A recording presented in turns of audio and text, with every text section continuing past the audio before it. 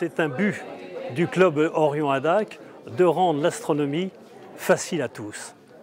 On croit que l'astronomie est réservée à quelques-uns d'entre nous. Non, on peut avec une chaise longue, des jumelles et même à l'œil nu, un bon chandail pour se couvrir, regarder le ciel et l'apprendre.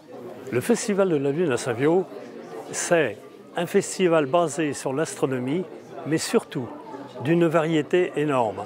C'est-à-dire que quand on parle d'astronomie, on parle aussi d'agriculture, de lecture, de dictée. Cette année, la dictée reprend des dictons dans lesquels la Lune a bonne place. Et il y aura aussi des termes de photographie. Il y aura un lien entre le romantisme de la Lune et l'inspiration pour écrire la dictée sans faute, oui, je pense, oui. La teneur de cette dictée, je vous donne d'abord le titre, vous verrez l'imagination de Michel Borda, les dictons lunaires et élucubrations photographiques. C'est déjà tout un programme. Le début de la dictée, ne sème pas avant le croissant, il faucillerait avant toi. Surtout si l'hyperfocale de l'objectif perdait toute raison, entraînant aberration et moult dimorphisme. Vous voyez qu'on est en plein romantisme.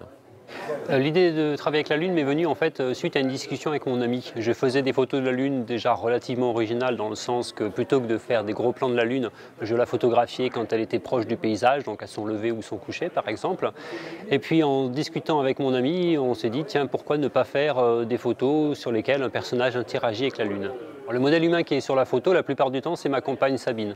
C'est une jeune femme qui est relativement petite en taille, ce qui permet d'avoir une lune qui paraît encore plus grosse.